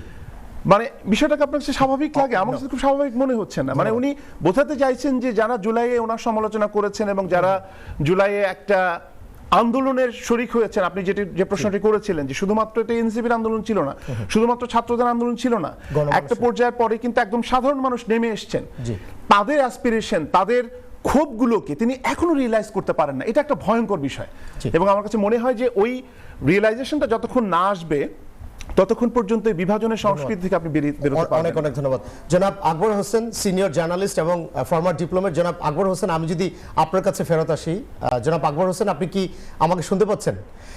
বিভাজনের হ্যাঁ, শুনতে রাজনীতি এবং শেখ হাসিনা কি আদৌ বাংলাদেশে ফেরত আসবেন কিনা এবং ওনার ভিতরে কোনো অনুশোচনা বোধ আছে কিনা সেই ব্যাপারে কথা বলছিল সিনিয়র জার্নালিস্ট এবং মিডিয়া পার্সোনালিটি জনাব বুলবুল হাসান। আপনার কাছে কি মনে হয়? আমরা বিরতিতে যাওয়ার আগে যদি 10 সেকেন্ডে আপনি খুব দ্রুত বলেন, এরপরে বিরতির পর আবার আপনার সাথে আমরা কথা বলবো। জি। দেখুন, শেখ হাসিনা ফিরে আসবেন কিনা এটা উনি বলতে পারবেন। আমরা যেটা করতে পারবো এটার অ্যানালিসিস করতে পারবো এবং কিছু অনুমান করতে পারবো এবং কিছু ডটস আমরা কানেক্ট। অনেক ধন্যবাদ জনাব আকবর হোসেন, আমি আপনার কাছে আসবো। জুলাই গণ অভ্যুত্থান, আমাদের আকাঙ্ক্ষা এবং প্রাপ্তি, এই গুরুত্বপূর্ণ টপিকে আমরা বিরতিতে যাওয়ার আগে আমাদের সাথে কথা হচ্ছিল জনাব আকবর হোসেন, সিনিয়র জার্নালিস্ট এবং ফর্মার ডিপ্লোমেট। জনাব আকবর হোসেন, আপনি কি আমাকে শুনতে পাচ্ছেন? আচ্ছা, আমরা বিরতিতে যাওয়ার আগে আপনি বলছিলেন, আপনাকে আমি প্রশ্ন করছিলাম যে আওয়ামী লীগ, আপনার শেখ হাসিনা রিসেন্টলি উনি বলেছে যে উনি বাংলাদেশে ফেরত আসবে, এই বছরের শেষে হয়তো বা উনি ফেরত আসবে, এবং আমরা এই যে বাংলাদেশে যে রাজনৈতিক মেরুকরণ, সেই ক্ষেত্রে ভবিষ্যতে আওয়ামী লীগের কোনো স্কোপ থাকবে কিনা, এবং ওনার ভিতরে জনাব বুলবুল হাসান বলছিল যে ওনার ভিতরে যে একটা রিমোটস বা একটা অনুশোচনা বা ওনার রাজনৈতিক, ওনার যারা সাপোর্টার আছে, ওনার দলের যারা নেতাকর্মী আছে, তাদের ভিতরে অনুশোচনা বোধ, এটার একটা মনে হয় এটা মিসিং। আপনি এই ব্যাপারে আপনার কাছে কি মনে হয়? আপনি যদি আমাদের দর্শকদের উদ্দেশ্যে বলতেন যে ভবিষ্যৎ বাংলাদেশে কি আদৌ আওয়ামী লীগের স্কোপ থাকবে কিনা, আওয়ামী লীগের রাজনীতি করার কোনো স্কোপ থাকবে কিনা? দেখুন, অনেক পরের কথা রাজনীতিতে এখনই বলা যায়। বাংলাদেশের রাজনীতি খুবই ফ্লুইড, মানে এটা একদমই স্ট্যাটিক কোনো বিষয় নয়। আজকে আপনার কাছে যেটা অনেক সত্য বলে মনে হচ্ছে বা অনেক প্রতিষ্ঠিত বলে মনে হচ্ছে বা যেটা অসম্ভব বলে মনে হচ্ছে, এটা হয়তো 5 বছর, 7 বছর, 10 বছর পরে ব্যাপারটা সেরকম নাও হতে পারে। এটা হচ্ছে প্রথম কথা। এখন আসি আপনার পুরনো প্রশ্নে যে শেখ হাসিনা ফিরবেন কিনা বা আওয়ামী লীগের কি হবে। শেখ হাসিনা ফিরবেন কিনা এটা নির্ভর করবে একান্তই শেখ হাসিনার উপর, মানে তার ডিসিশনটা যে সে ফিরবেন কিনা সেই সিদ্ধান্ত নিতে পারবে। কিন্তু এটা যে আবার শুধুই তার সিদ্ধান্তের ব্যাপার সেরকম না। আমি ব্যাপারটাকে 3টে ভাবে দেখি। নাম্বার 1, এটা একটা রাজনৈতিক বিষয়। নাম্বার 2, এখানে একটা ডিপ্লোমেসি আছে। নাম্বার 3, এখানে সরকারের মনোভাব কি। রাজনৈতিক বিষয় হচ্ছে যে কেন এই যে 23শে জুন আওয়ামী লীগের প্রতিষ্ঠা বার্ষিকীর আগে বিভিন্ন জায়গায় খন্ড খন্ড ভাবে আওয়ামী লীগের লোকজন কিছু মিছিল বের করার চেষ্টা করেছে, সেগুলোকে সোশ্যাল মিডিয়ায় ভিডিও আপলোড হচ্ছে।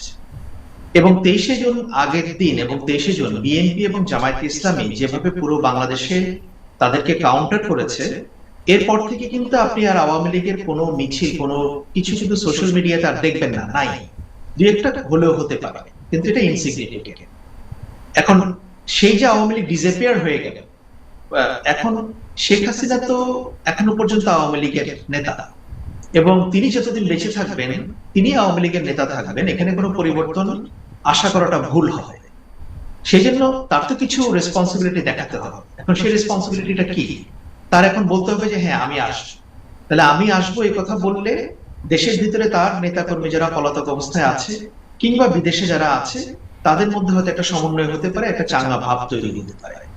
এটা হচ্ছে একটা বড় রিজন। কারণ উনি যদি আসতে চান, উনি যদি ট্রায়াল ফেস করতে চান, তো উনি তো সামনের মাসেই আসতে পারেন, আগামী সপ্তাহে আসতে পারেন। এটা যেন ডিসেম্বরটা এই জন্য উনি দিয়েছেন, একটা লম্বা টাইম ফ্রেম দিয়ে রাখলেন যাতে করে একটা আশা নেতা কর্মীদের মধ্যে থাকে। আর উনি যদি ইমিডিয়েট একটা টাইম ফ্রেম দিতেন যে আমি আগামী সপ্তাহেই আসবো বা আগামী মাসে আসবো, তখন যদি না আসেন তাহলে ওনার সবকিছু আবার ভেঙে চুরে পড়বে। তো ওই জায়গাটাকে উনি ধরে রাখতে চান। এটা হচ্ছে রাজনৈতিক বিষয় from Awami League point of view. এবার আসি ডিপ্লোমেসি। দেখুন, শেখ হাসিনা হচ্ছে ভারতের হাতে সবচেয়ে বড় বার্গেনিং চিপ। শেখ হাসিনাকে ভারত ব্যবহার করবে বাংলাদেশের উপর এবং বিএনপি সরকারের উপর নানাভাবে চাপ প্রয়োগ করার জন্য। রিসেন্টলি যেহেতু প্রধানমন্ত্রী তারেক রহমান চীন সফর করেছেন এবং বাংলাদেশ এবং চীনের মধ্যে কানেক্টিভিটি এবং নানা ধরনের কমার্শিয়াল যে ভায়াবিলিটি, এগুলোর একটা ইঙ্গিত পাওয়া যাচ্ছে, ভারত এটাকে পছন্দ করছে না। হয়তো তারা সরাসরি এটা নিয়ে কিছু বলছে না, কিন্তু তাদের মধ্যে একটা অস্বস্তি কিন্তু ডিপ্লোম্যাটিক লেভেলে দেখা যাচ্ছে। এখন শেখ হাসিনা যেহেতু তাদের হাতে আছে, শেখ হাসিনাকে দিয়ে একটা টাইম ফ্রেম সেট করিয়ে দিয়ে বিএনপি সরকারের উপরে বা বিএনপির উপরে তারা একটা প্রেশার তৈরি করতে চায়। এই যে দেখেন, শেখ হাসিনা ফিরে আসবে, তো যাতে করে 6 মাসের টাইম ফ্রেম দেওয়ার অর্থ হলো যাতে বিএনপি একটা দীর্ঘমেয়াদে আগামী 6 মাস পর্যন্ত একটা টেনশনে থাকে রাজনৈতিক। আর ডিপ্লোমেসির আরেকটা জায়গা যদি আমরা দেখি, যে কোনো দেশে গণ অভ্যুত্থানে হত্যাকাণ্ড ঘটিয়ে পালিয়ে যাওয়া কিংবা দেশ ছেড়ে যাওয়া কোনো শাসক গোষ্ঠী তারা খুব দ্রুত কোনো দেশে ফিরে আসতে পারে, এটার নজির নেই। তারা যে ফিরে আসতে পারে না সেটাও বলছি না, কিন্তু সেটার জন্য সময় লাগে। আপনি দেখেন যে লিবিয়ার গাদ্দাফির ছেলে অনেক পরে যে সাইফ আল ইসলাম, যাকে পরবর্তীতে যে হত্যাকাণ্ডের শিকার হয়েছে, তাকেও কিন্তু সে একসময় পলিটিক্সে ফিরে এসেছে। ইন্দোনেশিয়ার সুহার্তো পরিবার আবার ফিরে এসেছে পলিটিক্সে, কিন্তু সময় লেগেছে। এখন শেখ হাসিনা রেজিমের সময় তারা যেভাবে তাদের brutality, human rights violation, specially এই যে জুলাই অভ্যুত্থানের সময়, এটা তো ওয়েল ডকুমেন্টেড। এগুলোর ডিজিটাল এভিডেন্স এত ট্রান্সপারেন্ট, এত ক্লিয়ার যে এটা নিয়ে একেবারে খুব বেশি কথা বলার প্রয়োজন নেই। এবং জাতিসংঘের যে report, that is backed by western community, এবং ওই রিপোর্টটাকে কিন্তু ওয়েস্টার্ন কান্ট্রিগুলো, স্পেশালি ইউরোপ এন্ড আমেরিকা, তারা এটাকে যথেষ্ট গুরুত্ব দেয়। সুতরাং শেখ হাসিনা দেশে ফিরে আসতে চায়, তার একটা ডিপ নেগোসিয়েশন লাগবে, সেটা হচ্ছে পশ্চিমা দেশগুলোর সঙ্গে এবং ভারত এবং আরো যারা অ্যাক্টরস আছে তাদের মধ্যে থেকে। কিন্তু এর বাইরেও আবার কথা আছে। বাইরে কথা হচ্ছে, দেখুন সরকারের ভূমিকাটা কি হবে। বিএনপি কি চাইবে যে শেখ হাসিনা বাংলাদেশে ফিরে আসুক বর্তমান সরকার? আমার তো মনে হয় না। কেন মনে হয় না? কারণ দেখুন, শেখ হাসিনা যদি ফিরে আসতে চায়, তার কিন্তু এই মুহূর্তে কোনো পাসপোর্ট নেই। তার পাসপোর্ট ইন্টারিম গভর্নমেন্ট বাতিল করেছে। একই সঙ্গে তার কোনো ট্রাভেল ডকুমেন্ট নেই। তার যদি পাসপোর্ট এবং কোনো ট্রাভেল ডকুমেন্ট না থাকে, তাকে কিন্তু কোনো এয়ারলাইন্স ক্যারি করবে না, কমার্শিয়াল এয়ারলাইন্স বাংলাদেশে আসার জন্য। আপনার মনে থাকতে পারে 2007 সালে সেনা সমর্থিত তত্ত্বাবধায়ক সরকারের সময় একবার শেখ হাসিনা দেশ ছেড়ে গিয়েছিলেন লন্ডনে। তো সেখানে যাওয়ার পরে তৎকালীন সরকার ফখরুদ্দিন আহমদের নেতৃত্বে তারা শেখ হাসিনাকে ডেঞ্জারাস ব্যক্তি হিসেবে চিহ্নিত করে একটা সরকারি নোট জারি করেছিল এবং বলেছিল তাকে দেশে ফিরতে দেবে না। তখন ব্রিটিশ এয়ারওয়েজে শেখ হাসিনা রিটার্ন টিকিট থাকা সত্ত্বেও, ব্রিটিশ এয়ারওয়েজ তখন ঢাকায় অপারেট করতো, ব্রিটিশ এয়ারওয়েজ শেখ হাসিনাকে বোর্ডিং পাস দেয়নি, কারণ একটা দেশের সরকার তার উপরে নিষেধাজ্ঞা দিয়েছে। এখন এটা যদি তার যদি ভ্যালিড ট্রাভেল ডকুমেন্ট না থাকে, কোনো এয়ারলাইন্স তাকে বোর্ডিং দেবে না। ধন্যবাদ। সেটা পরে তার উপর হচ্ছে যে এখন কোন দেশের সরকার কি চাইলে তার নাগরিককে সে তার পাসপোর্ট, ভিসা বা ট্রাভেল ডকুমেন্ট ডিনাই করতে পারে? না, পারে না। জাতিসংঘের কনভেনশন অনুযায়ী এটা সম্ভব না। কিন্তু এখানে কিছু ব্যতিক্রম আছে। আপনারা ব্রিটেনে শামীমার কথা আপনাদের মনে আছে, যে আইএস এর সঙ্গে যোগ দেওয়ার জন্য সিরিয়া গিয়েছিল। এত লিগ্যাল ব্যাটলের পরেও কিন্তু ব্রিটিশ গভর্নমেন্টে বা ব্রিটিশ সিস্টেমে সে ফিরে আসতে পারেনি এখনো পর্যন্ত। জি, তারপরে কি সেখানে তার সঙ্গে একটা সন্ত্রাসবাদের অভিযোগ রাখা হয়েছে। জি, একই সিস্টেম কিন্তু অস্ট্রেলিয়াতেও আছে। অস্ট্রেলিয়া যদি মনে করে কোন দেশের নাগরিক, তার দেশের নাগরিক তার দেশের জন্য থ্রেট, তারা একটা টেম্পোরারি ব্যান দিতে পারে। এখন বাংলাদেশ সরকার কিন্তু চাইলে এটাকে সেভাবে ফ্রেমিং করতে পারে যে এই যে দেখেন, সে জুলাই অভ্যুত্থানে এত হত্যাকাণ্ড ঘটিয়েছে এবং এখনো পর্যন্ত তার সাপোর্টাররা, যেটা বুলবুল হাসান যেটা বললেন, আমি ওনার সঙ্গে ফুললি এগ্রি করি যে এই দলটার মধ্যে ন্যূনতম অনুশোচনার কোনো লক্ষণ, কোনো ইঙ্গিত আমরা দেখতে পাচ্ছি না। ধন্যবাদ। যে হ্যাঁ, ভুল করেছি, তার সমর্থন। আপনাকে অনেক ধন্যবাদ জনাব আকবর হোসেন, আপনাকে অনেক ধন্যবাদ জনাব বুলবুল হাসান, আপনাকেও ধন্যবাদ জনাব সিদ্দিকুর রহমান নাহিদ, জনাব নাভিদ, আপনাদেরকেও অনেক ধন্যবাদ। আমরা আজানের বিরতিতে যাব। আজানের বিরতির পর আপনাদের সাথে আবারও কথা হবে। সুপ্রিয় দর্শক, আজকে আমরা কথা বলছি জুলাই গণ অভ্যুত্থান নিয়ে, আমাদের আকাঙ্ক্ষা এবং আমাদের প্রাপ্তি, এই গুরুত্বপূর্ণ টপিকে। আমি জনাব সিদ্দিকুর রহমান নাহিদ, আপনি সভাপতি নরসিংদী জেলা ছাত্রদল, আপনি আমাদের সাথে আপনার অভিজ্ঞতার কথা বলছিলেন। আপনি ব্যক্তিগতভাবে কিভাবে বিভিন্ন সময় প্রিভিয়াস রেজিমের মাধ্যমে আপনি ভিক্টিমাইজড হয়েছিলেন, আপনি সেই কথা বলছিলেন। জুলাইয়ের সময় আপনার অবস্থান, আপনার আন্দোলন, আপনার অভিজ্ঞতা আমাদের দর্শকদের উদ্দেশ্যে আপনি বলছিলেন। জনাব আকবর হোসেন বলছিল যে ভবিষ্যতে আওয়ামী লীগ আদৌ ফেরত আসতে পারে কিনা সেটা আওয়ামী লীগের উপর বাংলাদেশের বিভিন্ন রাজনৈতিক প্রেক্ষাপটের উপর নির্ভর করে এবং জিও পলিটিক্সে যে বাংলাদেশে একটা ইম্প্যাক্ট আছে সেইটার উপর নির্ভর করবে। আমরা দেখেছি রিসেন্টলি প্রধানমন্ত্রী বলেছে যে উনি ব্যক্তিগতভাবে আগে ওনার উপর বা ওনার পরিবারের উপর যেই ধরনের অত্যাচার অবিচার হয়েছে এইটার উপর বেস করে উনি ভবিষ্যতে কোনো ধরনের সিদ্ধান্ত নিতে চায় না, এরকম একটা মেসেজই উনি কনভে করেছে রিসেন্টলি জুলাই গণঅভ্যুত্থান নিয়ে যে অনুষ্ঠান হয়েছে সেই অনুষ্ঠানে। আপনার কাছে যদি আমি জানতে চাই যে আপনি নিজেও গত ফ্যাসিস্ট রেজিমের মাধ্যমে আপনি নিজেও ভিক্টিমাইজড হয়েছেন, এই ভবিষ্যতে বাংলাদেশের রাজনীতিতে আওয়ামী লীগের রাজনীতি করার সম্ভাবনা আছে কিনা, এবং শেখ হাসিনা যে বলছে যে উনি এই বছরের শেষে উনি বাংলাদেশে ফেরত আসবে এবং ওনার নেতাকর্মীদের মাঝে যে আমরা এখনো দেখতে পাচ্ছি যে ক্ষমা চাওয়ার বা ওনাদের ভুল ত্রুটিগুলো ওনার মেনে নেওয়ার যে এখনো একটা ল্যাকিং আছে, সেই ব্যাপারে আপনার কাছে কি মনে হয় ভবিষ্যতে বাংলাদেশের রাজনীতিতে আওয়ামী লীগের রাজনীতি করা কি সম্ভব হবে কিনা, আপনার কাছে কি মনে হয়? জনাব সিদ্দিকুর রহমান নাহিদ, সভাপতি নরসিংদী জেলা ছাত্রদল। জুলাই আগস্ট গণঅভ্যুত্থানে যেখানে আমাদের 800 থেকে প্রায় 1200 নিহত, যেটা আমাদের আকবর হোসেন ভাই বলেছেন গণহত্যা, এবং প্রায় 20,000-এর অধিক আহত। আমি মনে করি যে এই গণহত্যার দায় নিয়ে শেখ হাসিনা যেটা ট্রাইব্যুনাল ফেস করা আইনগতভাবে উনি ওনার মোরালিটি হারিয়েছে। উনি কখনোই বাংলাদেশে রাজনৈতিক ভাবে উনি আসলে ব্যাক করবে রাজনীতিতে, এটা আসলে আমার মনে হয় না। আর আমাদের বিএনপি চেয়ারম্যান এবং হচ্ছে গণপ্রজাতন্ত্রী বাংলাদেশ সরকারের মাননীয় প্রধানমন্ত্রী জনাব তারেক রহমান, উনি ব্যক্তিগতভাবে এবং দলগতভাবে বিএনপির অবস্থানটা পরিষ্কার করেছেন যে কোন দলকেই নিষিদ্ধের পক্ষে হচ্ছে বাংলাদেশ জাতীয়তাবাদী দল বিএনপি না। আপনারা জানেন যে হচ্ছে গিয়ে শহীদ রাষ্ট্রপতি জিয়াউর রহমান কিন্তু আওয়ামী লীগকে এদেশে অতীতে আসার সুযোগ করে দিয়েছিল।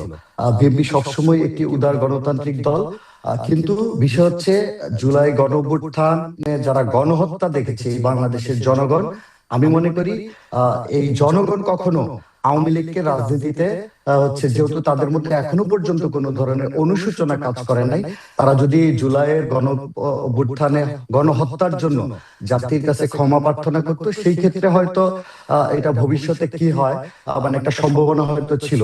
কিন্তু তারা কিন্তু কখনোই জুলাই যে অপরাধ সংগঠিত করেছে এটাকে তারা অপরাধ হিসেবেই হচ্ছে গিয়ে তারা আসলে গণ্য করে না। তো শেখ হাসিনা আসলে কখনোই ফিরে আসবে না। এইখানে আরো একটি বিষয় হচ্ছে, বিগত 17.5 বছরে আমরা যদি দেখি যে শেখ পরিবার এবং আওয়ামী লীগের সর্বোচ্চ নেতৃত্ব যারা আওয়ামী লীগের বেনিফিশিয়ার পক্ষ ছিল, তারা সবাই কিন্তু লুটপাট করে সেকেন্ড হোমে কিন্তু সবাই সেটেল। আওয়ামী লীগের নেতৃত্ব সংকট যদি বলি, এটা চরম ভাবে পরিলক্ষিত হয়।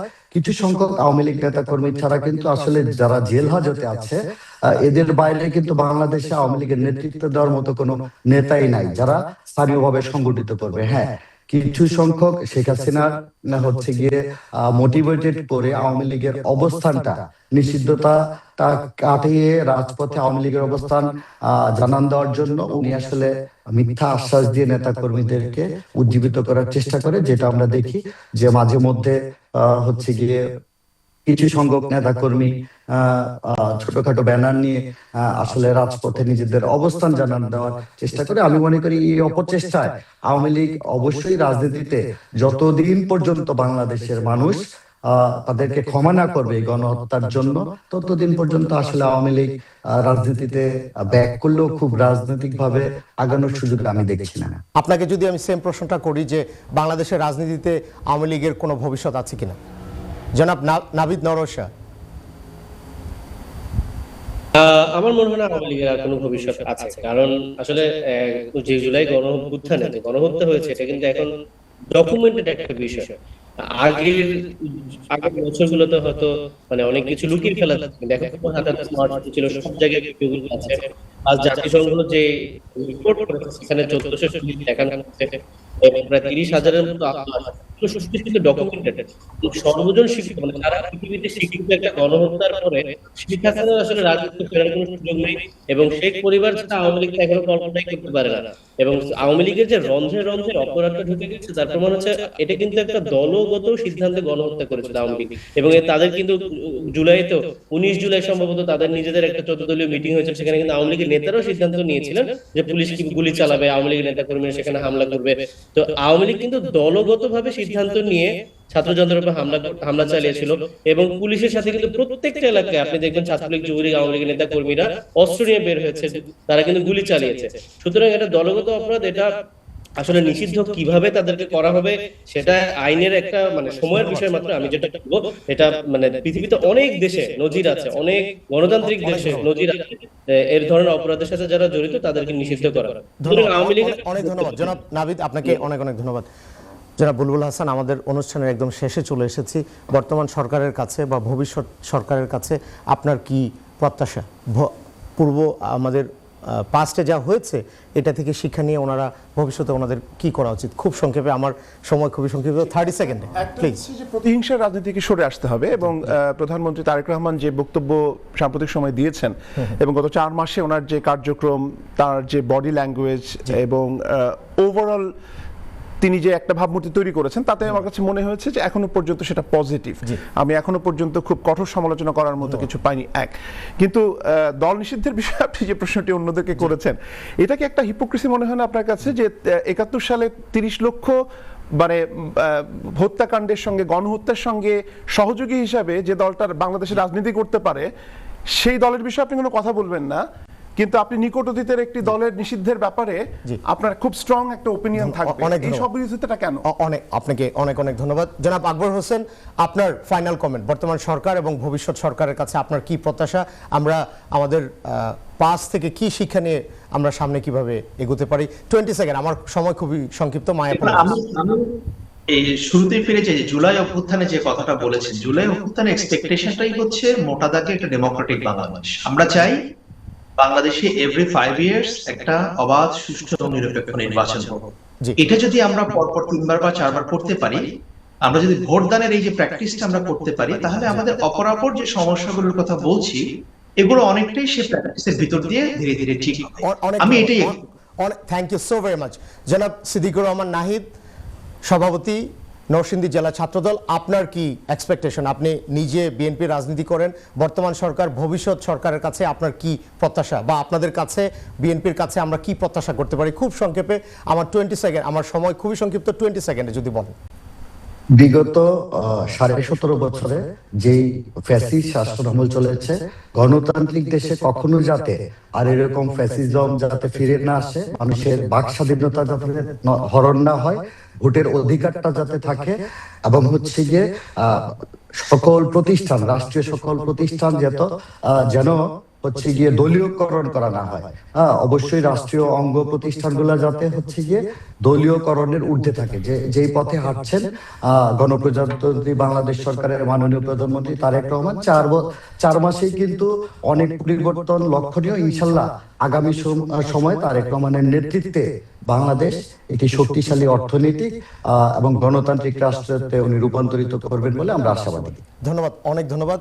জনাব নাভিদ নওরোজ শাহ, আমি যদি আপনার কাছে সেম প্রশ্নটা করি, যে বর্তমান সরকার এবং ভবিষ্যৎ সরকারের কাছে আপনার কি প্রত্যাশা, এবং বিগত সময়ে যেসব ভুল ত্রুটি করেছে প্রিভিয়াস রেজিম, তাদের কাছ থেকে তারা কি শিক্ষা নিতে পারে? খুব সংক্ষেপে যদি বলেন, ইন 20 সেকেন্ড। জুলাই গণ অভ্যুত্থানের প্রত্যাশা ছিল ক্ষমতা কাঠামোর পরিবর্তন, শুধু ক্ষমতাসীন দলের পরিবর্তন নয়, এবং সর্বাত্মক সংস্কার, বৈষম্যহীন বাংলাদেশ, এগুলো ছিল প্রত্যাশা। এটি আসলে বর্তমান সরকারকে দিয়ে একদমই সম্ভব নয়। এটা আমরা যদি জুলাই গণ অভ্যুত্থানের যে প্রত্যাশা, এটিকে পূরণ করতে চাই, আপনাকে জুলাই সনদ পরিপূর্ণভাবে বাস্তবায়ন করতে হবে এবং সর্বাত্মক সংস্কার করতে হবে। ধন্যবাদ, অনেক ধন্যবাদ জনাব নাভিদ, আপনাকে অনেক ধন্যবাদ। জনাব বুলবুল হাসান, জনাব আকবর হোসেন, জনাব সিদ্দিকুর রহমান নাহিদ, জনাব নাভিদ নওরোজ শাহ, আপনাদের 4 জনকে অনেক ধন্যবাদ। সুপ্রিয় দর্শক, আজকে কমিউনিটি ম্যাটার্সে আমরা কথা বলছিলাম জুলাই গণ অভ্যুত্থান আমাদের আকাঙ্ক্ষা এবং প্রাপ্তি, এই গুরুত্বপূর্ণ টপিকে বাংলাদেশ আরও সামনে এগিয়ে যাবে। আমরা যারা বিদেশে থাকি আমরা কিন্তু সবসময় বাংলাদেশকে নিয়ে চিন্তা করি। এনটিভি ইউরোপ আমরা সবসময় কিন্তু চেষ্টা করি এমন সব গুরুত্বপূর্ণ টপিকে কথা বলতে যা কিনা আমাদের দেশের জন্য, আমাদের মানুষের জন্য গুরুত্ব বহন করে। আপনাদের সাথে আবারও দেখা হবে, সেই পর্যন্ত আপনারা ভালো থাকবেন, সুস্থ থাকবেন।